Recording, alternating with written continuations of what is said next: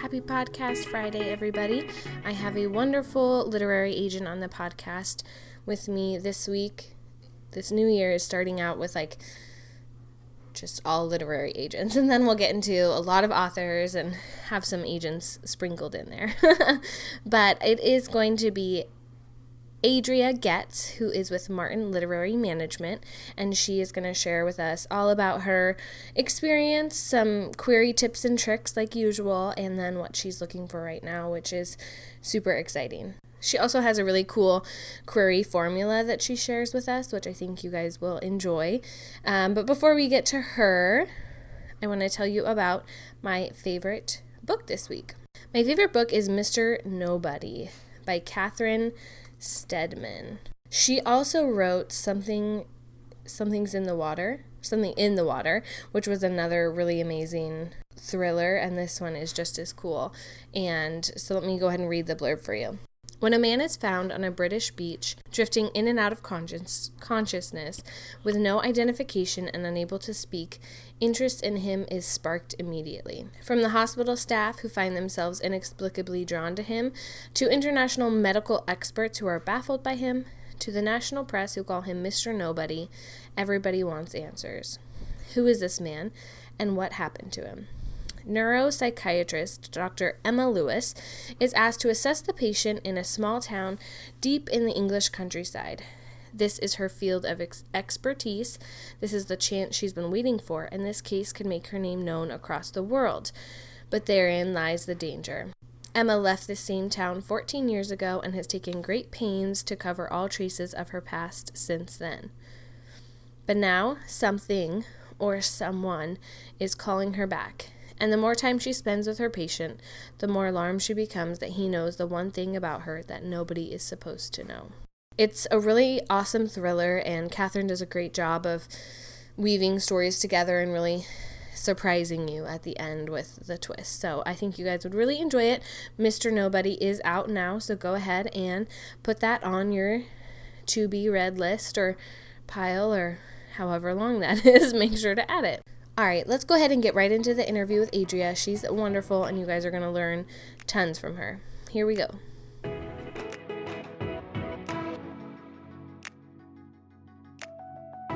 So let's have you tell us what drew you to publishing and being a literary agent. Yeah, so in high school, I told people I wanted to be an acquisitions editor. And my friends were like, cool, nobody knows what that means. Right. So as a teenager, I kind of already liked the idea of being in a gatekeeper role and working with creative content. So when I got to college, I applied to basically every single publishing internship I could find, which where I'm located in the Seattle area is there's 3 of them. Yeah. But my goal was to apply for as many as I could and just try to see the publishing industry from every angle, or as many angles as I could, and sort of decide from there which angle I liked best. That was the plan, at least. But then I got an internship with a literary agency and just knew pretty early on from observing what agents did that it was where I wanted to be. I really loved the fairy godmother aspect of being an agent, where you're literally this person who swoops into someone's life and makes some of their creative dreams come true, or at least tries to make those dreams come true. I also love watching the editing aspect to it, because developing creative work is really fun for me. And as a writer myself, I feel like I have more of a natural knack for it. And then I just love the lifestyle of being an agent, of being able to work remotely and have that flexibility to work from the comfort of home, which that's why I always tell jittery writers that when you're about to hit send on a query and you feel sick to your stomach, nervous, and your heart is racing and you're sweating, just imagine that the agent is sitting on their couch in sweatpants, the cat curled up on their lap, because oftentimes that is their reality, or at least that's my reality. I think people think the agents are in a skyscraper in New York wearing a blazer, and snapping at their assistant, and that's just not usually the case. I love it. I love that you talked about the fairy godmother aspect of being a literary agent. I've never heard it described that way, but it's so true. You do kind of get to wave your magic wand and kind of make somebody's dreams come true. That's awesome. We try. Yeah, we try. That's good. So when did your love for books begin? Because you had this, dream and desire to do the acquisition editing in high school. So how did your love of books kind of start? Well, so yeah, definitely as a kid, and definitely because of my mom. I always think of our bedtime reading routine that we had. So I have three sisters, and so we'd all, take our baths and put on our PJs, which was usually my dad's big t-shirts that we would wear like nightgowns. Yes. And then we'd pile onto my parents' bed, which was this old school water bed that like jiggled No. on it. And then my mom would read to us. And the thing about my mom is she's very theatrical. She has a background in theater and still does quite a bit of community theater. And she's really good. So during these story times, I think she saw those picture books as this chance to perform to a captive audience. Yeah. So she like gave it her all and did like accents and characters. So our story times, in my opinion, were like this whole other, on this whole other level, and was just extra special and delightful. So I think she kind of cultivated the magical feeling that reading gave me. I love it. I think there is something, having the voices and like it's kind of like reading an audiobook at times, but I'm sure it was so much cooler to like see your mom do it and like watch her face and hear it from her. But I think there is I'm sure added to like the fantasy of the stories, which is so fun, and so fun that your mom did that for you. I love it. Yeah, have you seen that Scottish grandma who reads the Wonky Donkey book? No. Oh my gosh, it's this video that just went viral of this like Scottish grandma reading this silly book and like cackling, and then the book like sold a zillion copies after that video went viral. And my mom of course loves that lady, so she's always like, just let me know if you want me to wonky donkey one of your clients' books. Like I can totally go viral for you.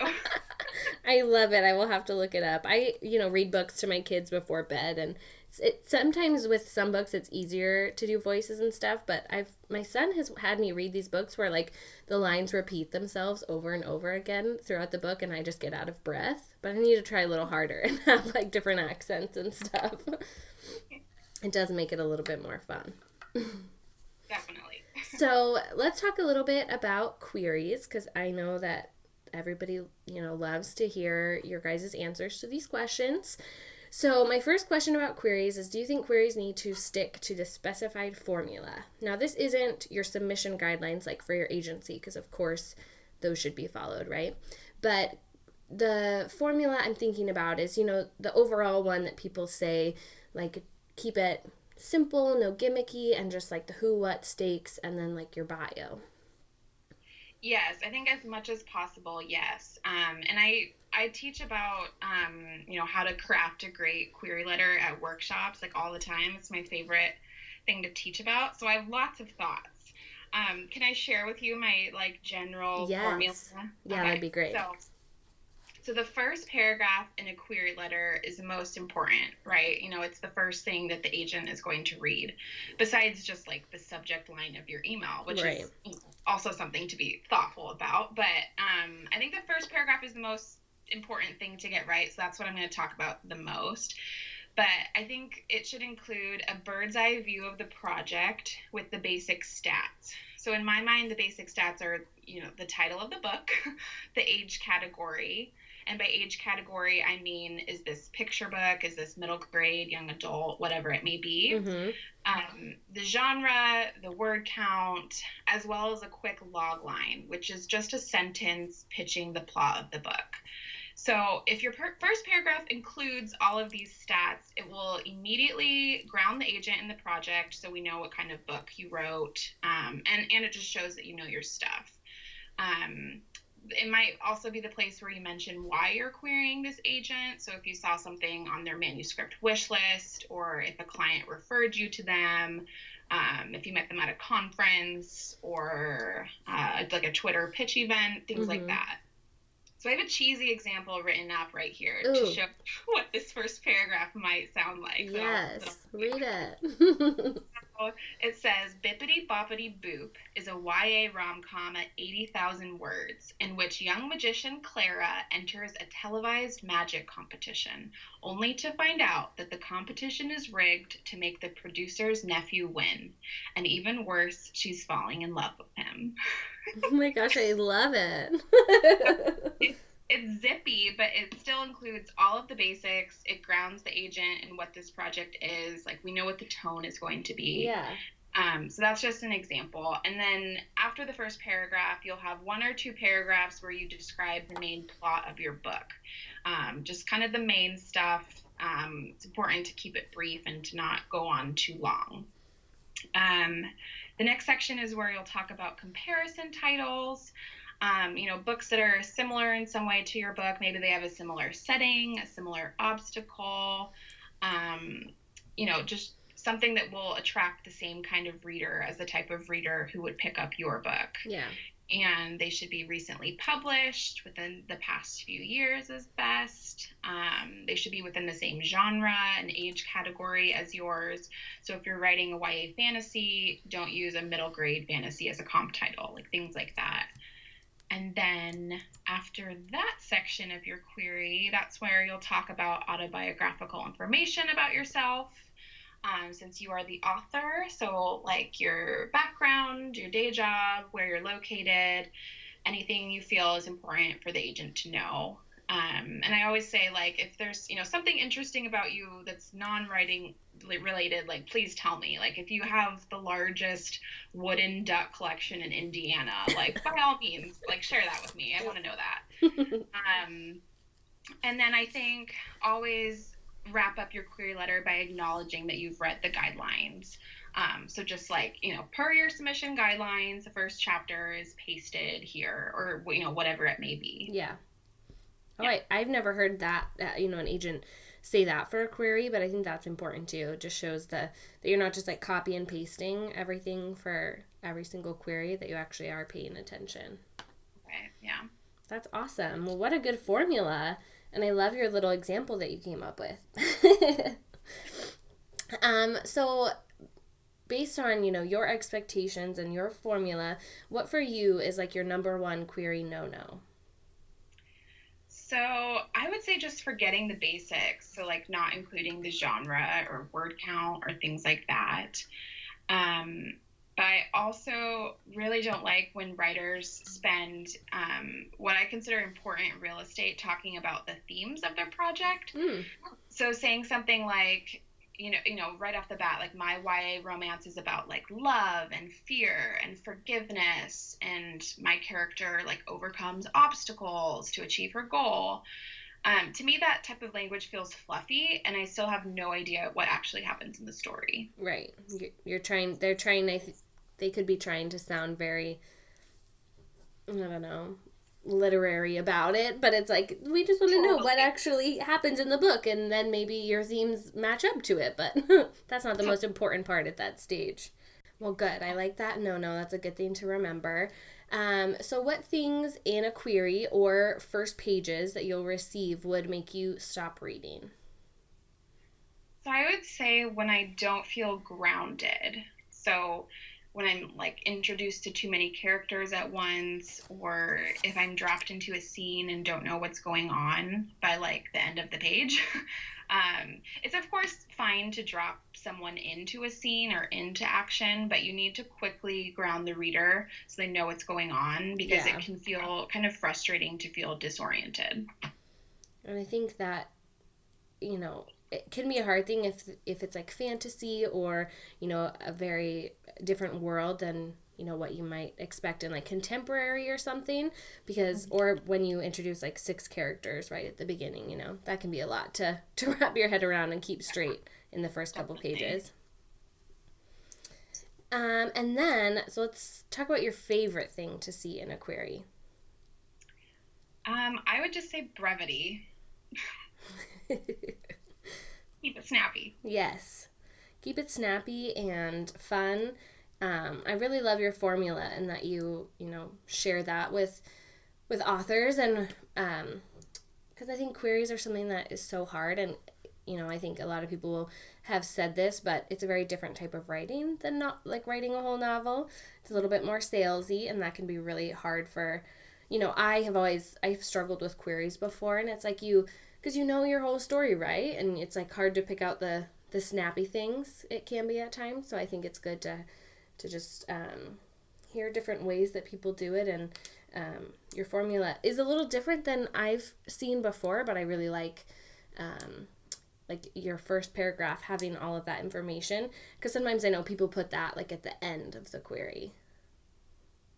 Yeah, I mean, it's, I'm sure every agent has said, like, this is such a subjective Yeah. industry, but I just like that immediate grounding. I think so too, and I think that it helps you not get confused and maybe just like push it aside because you're confused. So I like that a lot. So what would your tips or golden rules be for authors who are querying besides, your formula and following that and being snappy? Well, I would say, like organizationally, it's great to keep a spreadsheet or like a list of, which agents you sent a project to, on what dates, what kind of feedback Yeah. they've offered you. And then as far as like golden rule for, being in the querying trenches, I think it's good to look out for your mental health, because it can be, so rough to receive rejection after rejection, and that can be really tough for your self-esteem and your headspace. So it's important to do what you need to do to take care of yourself. Surround yourself with family and friends, maybe cats if you're like me, other writers, people who love you, and want the best for you. And like take baths, light a candle, eat chocolate, yeah. Pour yourself a glass of wine, go to therapy if you can, and just hang in there, because I do worry about how rough it can be emotionally for writers. I feel like I see it on Twitter a lot in the writing community. People, are like, oh, I just got my 100th and 120th rejection. Like, should I just stop and give up? And it can be very hard, especially if you, just by luck get like 5 rejections or responses in one day. Like, that's always like a rough day. But, I think we are so blessed to have like the community we do, and to be able to like talk to people around the world who are going through the same thing. But sometimes it's just best to like shut off Twitter and get off social media and read a book or work on something new, to distract yourself from it, because your mental health is super important. So my next question is, what else do you look for in an author? So you've read, their manuscript, you're really interested in working with them, and you're on that phone call with them. What are you looking for in your Cinderella, because you're a fairy godmother? I want Cinderella to be hardworking and savvy about the industry, but most importantly, kind. That's kind of the trifecta for me. Yeah. And you can't really know just from a query or a phone call if someone is all of those things, but I try to suss it out a little bit before I sign someone. And one of the ways I do that is by, and not to sound like Big Brother, but by checking out their social media. Yeah. And specifically like their replies to like tweets, to see what they're saying to other people online. And if they're being unkind and they're like being a troll, which I do see sometimes, then that is that's like an instant no for me. Yeah. Because I want to work with people who are warm and fuzzy kind of people. Definitely. And I feel like that would be the kind of author who would be, more open to revisions and edits, and not somebody who's trolling other people online. That makes me sad. Wouldn't want that. Well, tell us a little bit about what you're looking for in your query inbox, and what is on your manuscript wish list right now. Yes. So I have a very long and very oddly specific manuscript wish list at my website, adriagoetz.com. Perfect. That people can read through. But some of the things that are at the top of the list right now are picture books. specifically picture books that feature what I would describe as contemporary families and reflect how these real life families live, particularly families who haven't been represented as much as white families have in the picture book space. Yeah. So I love to see more books like Hair Love and My Poppy Has a Motorcycle, and even like Tell Me a Tattoo Story. I'd also love to work with more picture book author illustrators, particularly someone with a very magical aesthetic. So some of my favorite examples would be the Fan Brothers, who I love, and David Litchfield, Juana Martinez Neal, Emily Winfield Martin, Vashti Harrison. Those are some of my favorites. And then in the middle grade and young adult space, I'm looking for books that are very atmospheric, where it feels like the setting is central to the plot, or it's like its own character almost. I love anything with a dual timeline. I love magical realism. I would love to do more historical fiction, particularly historical fiction that feels fresh and explores a narrative that we haven't seen as much in historical fiction, something that it kind of feels like it's bringing a lesser known story into the light. Yeah. I'd also love, I mean, everyone is saying this, but I love a rom-com with a very commercial hook. I think it would be fun to work on. I'd also love more graphic novels, or just anything that is kind of in a hybrid format that's very highly visual. So like something similar to Brian Selznick's body of work, which I love. And then last but not least, I want all of the mermaids. Ooh, so, the mermaids. I love it. No matter if it's a picture book or middle grade or young adult, I very much want to see mermaids in my inbox. I love it. I love mermaids. We need more. I feel like they were like hot for a minute, like 10 years ago or more, but we need more for sure. Yeah. Well, I love it. That's a great manuscript wish list. And this is probably the hardest question. People tell me that it's the hardest question, but I would like to know what your favorite book is right now. This is not your favorite book of all time. Just a book you read recently that you really loved, and it is okay if you have more than one book. I have many more than one book. That's good. I can't say just one. Anyone who follows me on Twitter like knows that I love talking about books. I mean, everyone does, but agents kind of like to talk about their own books. I like to talk about all books. Yes.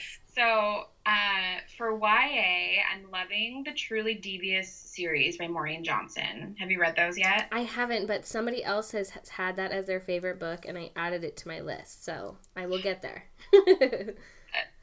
And then, but my all-time, I know you said it doesn't need to be all-time, but my all-time favorite YA is called The Strange and Beautiful Sorrows of Ava Lavender by Leslie Walton. She's a Pacific Northwest gem. Love it. That we're proud of. Yes. For middle grade, I loved Front Desk by Kelly Yang, because of course I did. You can't read that book and not love it. I'm reading Circus Mirandus right now by Cassie Beasley, which is really magical. And then for picture books, which is the hardest to narrow down, but some of my recent favorites are Maria the Matador by Anne Lambelet and Hair Love by Matthew Cherry, Lights on Cotton Rock by David Litchfield, Alma by Juana Martinez Neal, and of course Hello Lighthouse, which is so beautiful. And then one of my all-time favorites is The Night Gardener by the Fan Brothers. Oh my gosh, so many good ones. With one more, I have to sneak in one plug. I've been good, but I have to do it. One.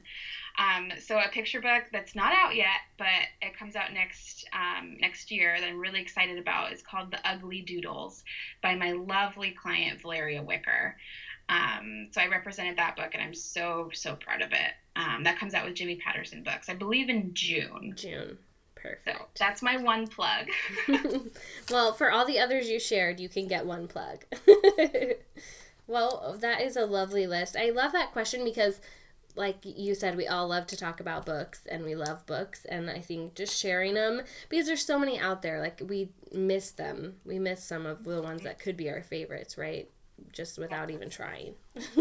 Well, thank you so much for chatting with me and for sharing some of your literary agent knowledge with us. It has been lovely to get to know you. Yeah, you too. Thank you so much, Rose. Thank you guys so much for listening, and as always, please make sure to rate and review this wherever you might find it. Share these literary agent interviews with your querying or your almost querying friends, because hearing from agents who you're interested in, or just agents in general, is super helpful. So make sure to share those and get the word out. And find me on Instagram and Twitter at Rose Quinney, Quinny. Thanks so much.